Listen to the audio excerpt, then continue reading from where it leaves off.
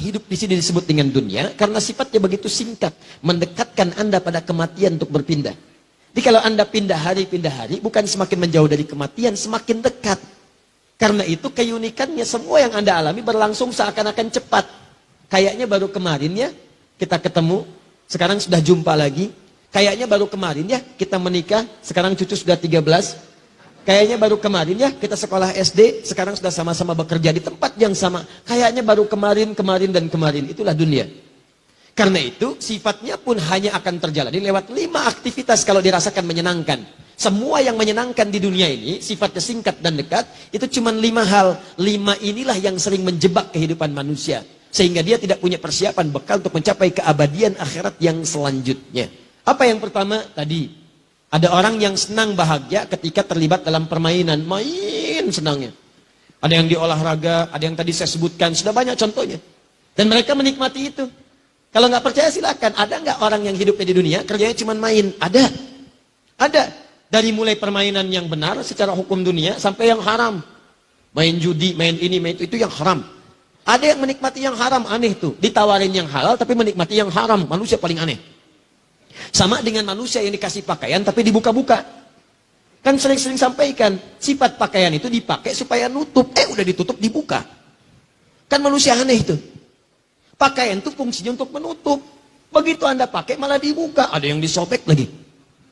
Ya, kalau cuma mau buka pakaian, ada yang lebih hebat namanya hewan. Dan hewan itu kalau dipakai pakaian, dikasih pakaian risih dia. Gak percaya datang kebun binatang tuh. Absen satu-satu. Monyet pakein pakaian. Pertama kali dia gak akan enak, nolak dia. Gajah, ayo cariin sarung, tutupin. Anda diambil sama belalai. Gak percaya, tes saja. Singa, kasih daster, hakan tuh. Paham ya? Nah, jadi kalau mau berlomba buka-buka, gak usah jadi jagoan, binatang lebih hebat. Sudah, tempatkan sesuatu pada tempatnya. Dunia pun tempatkan pada tempatnya. Jangan dunia kemudian dibawa ke arah yang sifatnya sebetulnya sifat akhirat. Dibawa ke dunia yang gak akan nyambung. Sama dengan sifat dunia, mau dibawa ke akhirat, gak akan kesampaian. Sifat akhirat abadi, mau ditempatkan di dunia, gak akan nyambung. Karena Anda akan meninggalkannya. Maka tidak ada yang abadi. Maka yang pertama, banyak orang terjebak pada permainan. Ini dia. Hidupnya cuma main aja. Sampai turun hadis qudsi. Qala Rasulullah SAW, haddatsana qala Allah Azza wa Jalla, ibadi. Kata Rasulullah, Allah Subhanahu wa taala menyampaikan, ibadi, duhai hamba-hambaku, khalaqtuka lil ibadati fala tal'ab. Aku ciptakan kamu itu buat ibadah, jangan banyak mainnya. Sebab ibadah itu buat bekal kamu pulang. Pulang ke akhirat alamnya beda, sifatnya lain, maka nggak bisa dipakai bekal dunia. Karena alamnya lain. Anda saja di dunia punya sifat yang berbeda, tempat satu dengan yang lainnya tidak sama. Apa Anda pikir di Indonesia mau ke Amerika bisa sama keadaannya? Tidak. Bekal yang dibawa beda. Cara masuknya lain. Ke Malaysia beda. Ke Singapura tidak sama. Sekarang Anda pengen ke surga. Bekalnya pengen sama di dunia. Mimpi. Bangun dari mimpi. Lihat keadaan. Anda mesti berubah. Kata Allah, saya ciptakan kamu buat ibadah. Kalau kamu terjebak pada permainan dunia, khalaqtuka lil ibadati fala tal'ab. Kalau banyak mainnya, aku khawatir saat pulang nanti ke akhirat kamu nggak bahagia. Lihat anak bahagia, lihat cucu bahagia, main dengan cucu, main sepedaan, main ini, main itu. Masya Allah, ada yang bermain sepeda dengan cucu, ada yang main lompat-lompatan, ada yang main perosotan, permainan, bahagia. Tapi kalau kamu ke akhirat gak punya bekal, kamu berpisah nantinya. Bapak ke surga, anak ke neraka. Istri ke surga, suami ke neraka. Anak ke surga, bapak ibu ke neraka. Apa antum tega ngelihat anak antum berpisah dengan antum di akhirat? Sedangkan Anda yakin akan ada surga. Anda yakin ada neraka. Anda yakin ada kematian. Anda yakin ada kuburan. Bahkan Anda menyolatkan kawan Anda, mengantarkan dia ke kuburan. Pertanyaannya, Anda yakin wafat tapi tidak siap-siap dengan bekal wafat Anda. Anda yakin pengen ke surga tapi mengerjakan amalan yang menjauh dari surga, kan aneh. Wa qasamtu laka rizqaka fala tat'am. Kalau kamu benar-benar ibadah, aku telah tetapkan rizkimu. Kamu jangan khawatir. Rizki kamu itu telah tetap, surga kamu yang belum teratur. Hadis qudsi.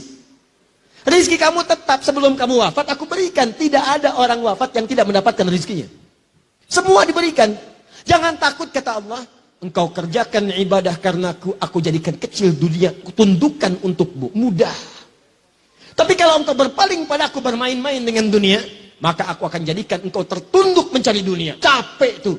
24 jam capek, cuma putar-putar. Berangkat kerja, berangkat gelap, pulang gelap, cuma tidur, balik lagi, nulis ini. Capek sendiri. Begitu dapat sakit. Sholat gak sempet, tahajud gak bisa, baca Quran gak ada. Aku tundukkan engkau capek dalam urusan dunia, dan engkau tidak akan mendapatkan dari rezeki itu, tidak akan mendapatkan apapun dari rezeki itu, kecuali sesuai dengan apa yang telah aku tetapkan. Jadi kalau saya tetapkan untukmu 1 miliar, kamu mau merangkak pun, Anda mau terus habiskan waktu untuk dunia, dapatnya cuma segini juga, nggak akan nambah, kata Allah. Nih, cukup sudah bermain. Apalagi kalau mengerjakan perbuatan yang tidak ada maknanya. Bolak-balik, lontang-lantung, tiap malam cuman pergi sini, pergi sana, lihat ini, lihat itu. Nggak ada pekerjaan yang dikerjakan, ukuran dunia pun tidak dianggap benar. Maka itu yang disebut dengan lahwun namanya. Wa minan nasi may yashri lahwal hadits liyudilla an sabilillah. Awas, innamal hayatud dunya. Awas, i'lamu annamal hayatud dunya la'ibun wa lahwun. Sesuatu yang tidak ada manfaatnya. Awas, hati-hati, maaf. Lahwun tuh yang tidak ada manfaat, gak ada isinya. Ngobrol sana sini gak ada isinya.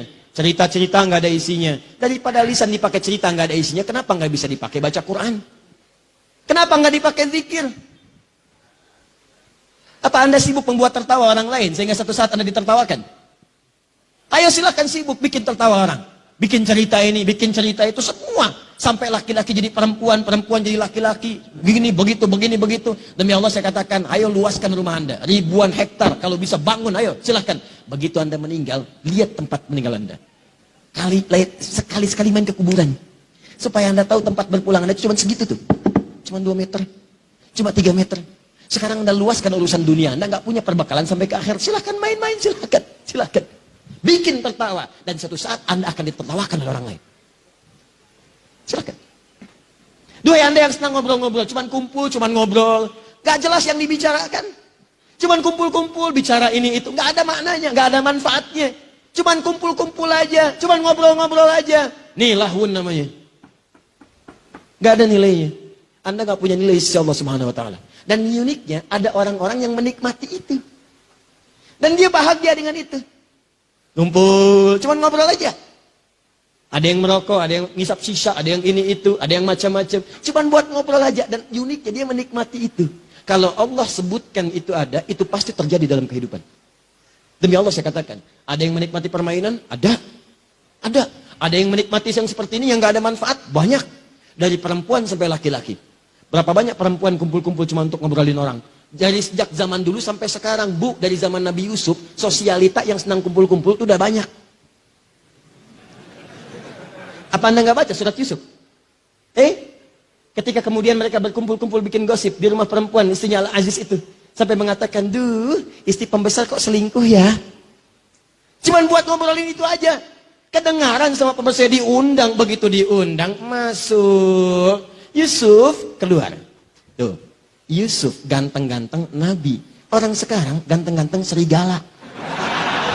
Bayangkan. Yusuf tuh. Dia orang dulu tuh lebih pas, orang sekarang nggak ada kreativitasnya. Keluar Yusuf, begitu keluar. Wa qulna hasya lillahi ma hadza basyara in hadza illa malakun karim. Ini sih bukan malaikat, bukan manusia. Ini bukan manusia, ini malaikat yang menyamar dalam rupa manusia. Wa qata'na aydiyahunna, tanpa sadar mereka sedang mengiris buah itu, teririslah kemudian tangannya. Masya Allah. Nabi Yusuf ganteng, Nabi tawadu. Dilihat oleh orang, tasar sampai teriris tuh. Dan tidak sombong. Antum bukan Nabi, Rasul bukan. Ganteng antum tidak seganteng Nabi Yusuf. Ibu-ibu lihat antum gak kepleset. Kenapa antum tidak merasa dekat dengan Allah? Coba lihat. Yang mau saya sampaikan, kalau cuma kumpul-kumpul, ibu ketinggalan telat, Bu. Zaman dulu udah ada. Nabi Yusuf itu udah lama lahirnya. Udah lama. Ibrahim alaihissalam. Ibrahim melahirkan Ishak. Ishak melahirkan Yakub. Yakub melahirkan Yusuf. Di Yusuf keturunannya dari Yakub, dari Ishak, ketiga dari Nabi Ibrahim alaihissalam. Nabi Ibrahim alaihissalam ke Nabi Muhammad 30 generasi.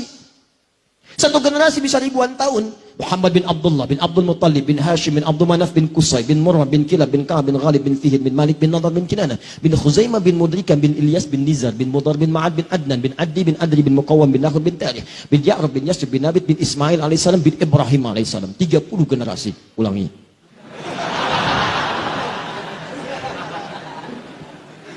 Setiap generasi ribuan tahun ke Ibrahim alaihissalam. Dari Ibrahim alaihissalam lahir Ishak dari jalur Sayyidah Sarah.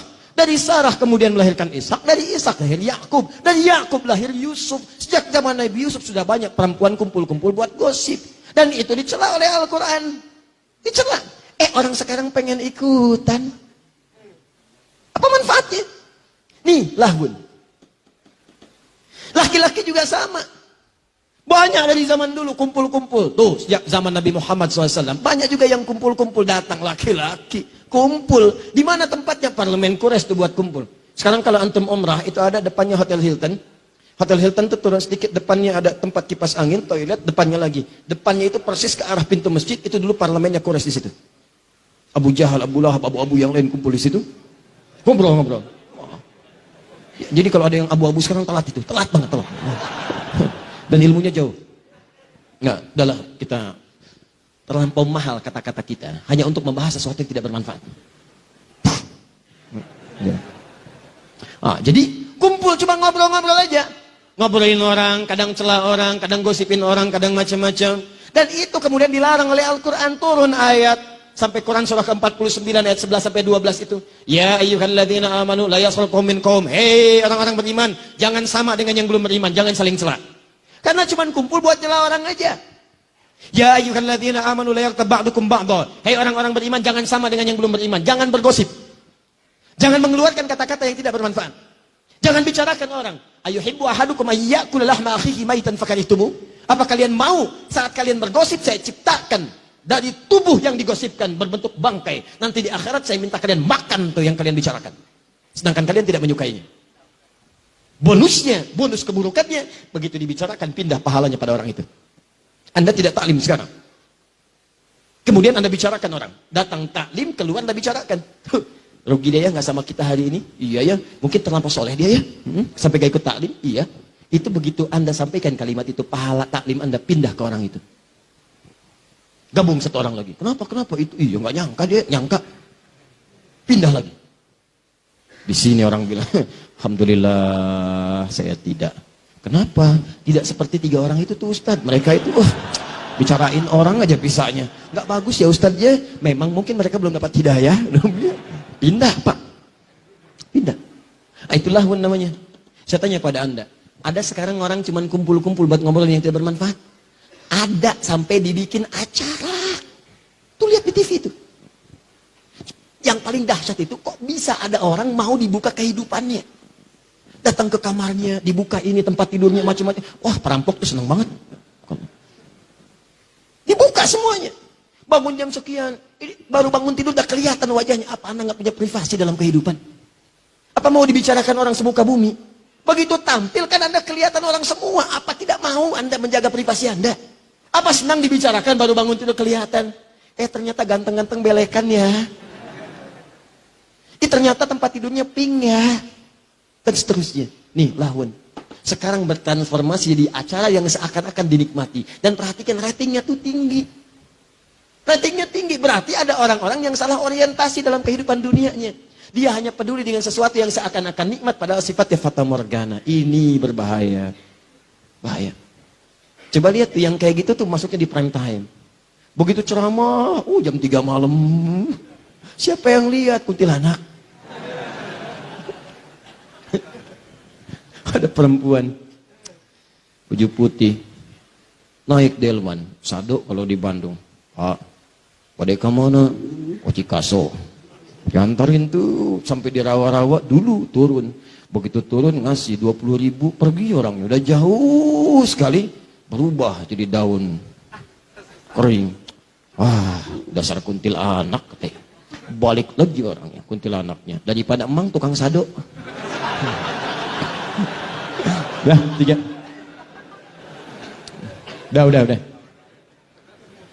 Nah, lama-lama nanti jadi salah lahun. Ya. Nah, ini teman-teman. yang tidak bermanfaat. Ayo, mulai sekarang coba. Maksud saya begini, acara-acara tuh yang nggak betul-betul, yang sifatnya nggak ada manfaatnya, list, coret, dah coret. Tayangan TV masuk kategori ini, coret. Radio masuk kategori ini, coret.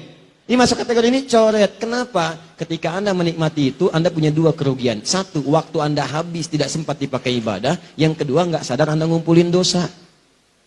Dan dosa itu kalau sudah terjadi, dia akan narik pahala. Karena rumusnya begini, ada pahala, ada dosa. Begitu dapat pahala, langsung menutupi dosa. Kalau Anda semakin hari banyak mengumpulkan dosa, ini habis terkeruk pahala Anda. Selesai. Wazinatun, zina.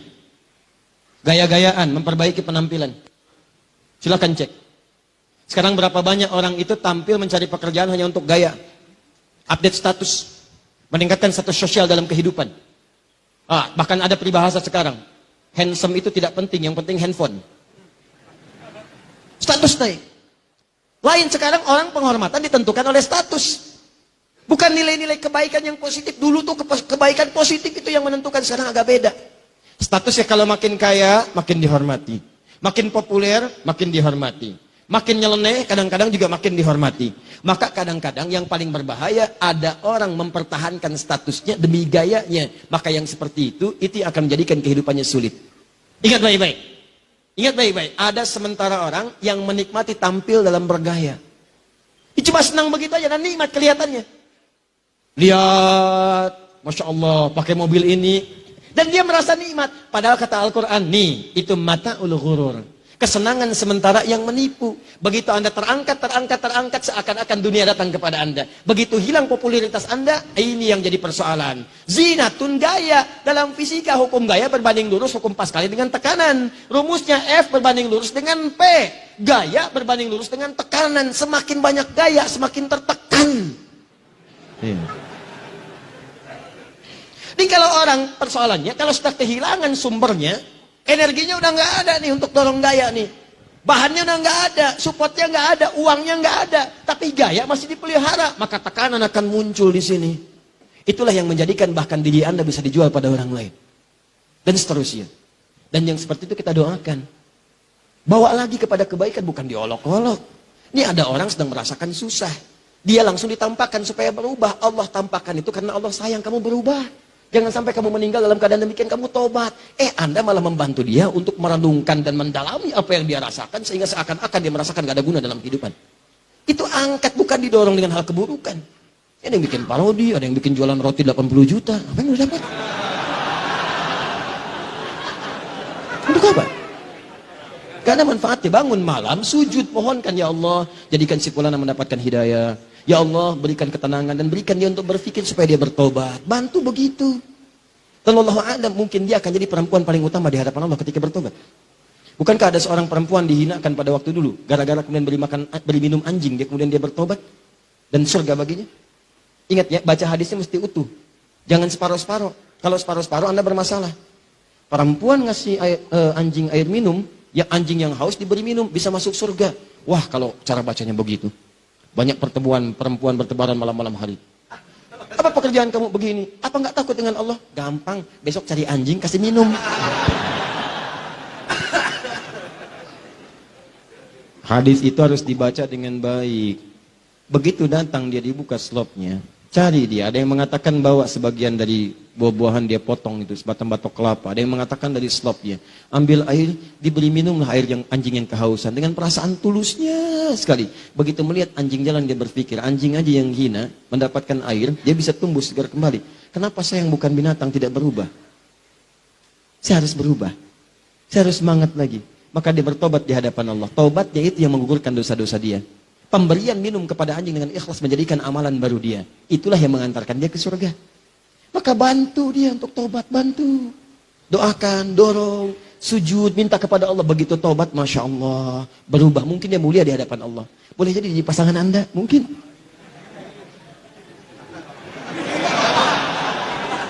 Masya Allah.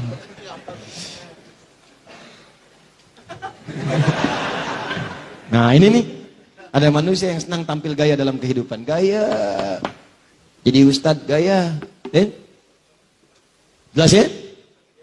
4. Gak cepat nih. Jadi kalau cuma gaya-gayaan, Anda tertipu. Anda tertipu. Karena itu cuma sementara.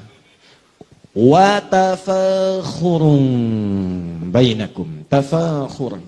Saling berbangga-bangga. Tuh. Kumpul-kumpul buat bangga-banggaan aja. Update status untuk menaikkan status sosial supaya dianggap fakhr. Naik. Jadi hebat. Kuliah untuk apa? Lulus supaya dikenal. Saya IPK-nya paling bagus. Kerja untuk apa? Supaya naik status, terangkat. Maaf, dipandang hebat oleh orang. Pandang sukses oleh orang. Saya mau tanya pada Anda duhai Anda yang bekerja, maaf ya, sampai dengan sekarang, Anda bekerja itu demi memenuhi perintah Allah. Maksudnya Anda bekerja karena Allah, atau karena ingin mengangkat dan merubah status kehidupan Anda? Tolong renungkan sampai sekarang. Kalau pekerjaan Anda hanya sekedar untuk mengangkat dan merubah status Anda, dan Anda tidak pernah terfikir mendapatkan ridha Allah, maka Anda sedang tertipu dengan urusan dunia. Ingat baik-baik itu. Dan semua nilai pekerjaan Anda tidak akan bernilai di hadapan Allah Subhanahu wa Ta'ala. Padahal yang paling hebat, seorang lelaki ketika dia mencari nafkah dan diniatkan karena Allah, demi Allah saya katakan, mulai setiap langkah pertamanya itu sudah dihitung sebagai pahala oleh Allah Subhanahu wa Ta'ala. Sudah ada pahalanya. Ibu juga demikian. Dan dua ayat itu digabungkan di surah yang sama, di ayat yang sama. Bahkan turunannya disebutkan, bahkan imannya dibawa. Dasarnya Quran surah keempat ayat 34, detilnya Quran surah kedua ayat 168, pembawaan iman dan pahalanya Quran surah kedua ayat 172, peningkatan takwanya di Quran surah ke-7 ayat 96. Itu janji Allah. Kalau Anda benar mengerjakan itu, bukan cuma dicatat sebagai pahala. Kata Allah, jangankan kamu keluar menginjakan kaki, sebelum berangkat saya datangkan rezeki ke tempatmu. Tuh, kurang apa lagi? Kelima, watakathurun fil amwali wal aulad. Ini yang paling banyak, nomor 5 ini. Kehidupan di bumi itu merasa seakan jadi bahagia, di dunia itu terasa sekarang mengembirakan, yarhamukallah, menyenangkan.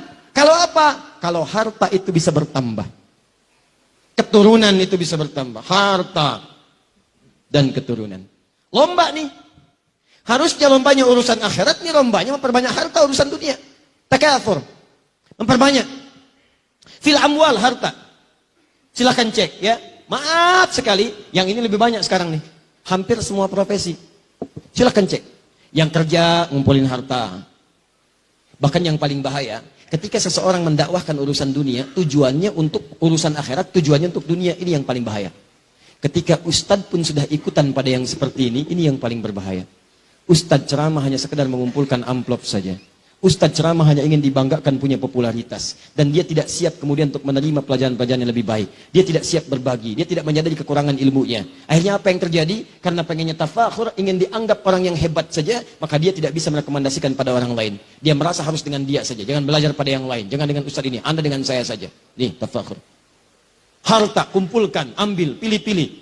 Kalau kira-kira kasih amplopnya besar, datang. Sampai muncul istilah di ilmu hadis. Kalau amplopnya tebal, itu sahih. Amplopnya lemah, itu dhaif. Kalau amplopnya sedikit tapi banyak dari berbagai hal, sahih digoyerihi. Yang bahaya. Sampai muncul istilah da'i seperti air. Air itu dibagi 3. Ada air hujan, kemana-mana tuh datang. Itu semua tuh dihujanin tuh. Gak peduli mau rumput, mau mawar, semua datang. Itu yang bagus. Sana sini datang, gak peduli dia. Mau dikasih urusan dulu, gak ada. Karena kontraknya dengan Allah, bukan dengan manusia. Manusia itu kecil lah. Karena nilainya. Jangan takut dengan dunia. Demi Allah saya katakan, rezeki kita itu sudah diatur, jangan takut. Pergi sana sini. Ada yang seperti airnya itu sumber mata air, sumber air, mata air. Dia udah nggak bisa kemana-mana, cuman orang datang ke situ. Datang, minta sanad, minta ini, minta itu, masya Allah. Itulah sumber air, mata air. Yang ketiga itu yang paling bahaya, ulama air pam. Dai air pam yang kalau nggak dibayar, rekeningnya nggak muter. Kerannya nggak muter tuh, kerannya nggak muter. Ini yang bahaya. Nah. Sekarang coba renungkan, betapa banyak orang merasa bahagia karena hartanya itu terkumpul banyak. Sekarang ukuran bahagia harta. Sekarang ukuran bahagia kalau punya pasangan yang ideal. Muncul di majalah, di update, dilihat, kelihatannya ini yang paling bagus, senang. Sehingga punya keturunan, itu kan? Yang paling membahagiakan ketika Anda kepelaminan, wal aulad. Bagaimana bisa punya aulad kalau nggak ada pasangan? Yang membahagiakan ketika Anda punya status, handphone baru, rumah baru, mobil baru, foto, ceklik, update. Sekarang begitu. Itu fata morgana. Itu fata morgana. Bahkan ada yang sudah paham fata morgana, masih diupload juga. Ceklik di fotonya. mobil baru walaupun cuma Fata Morgana. Susah manusia begitu.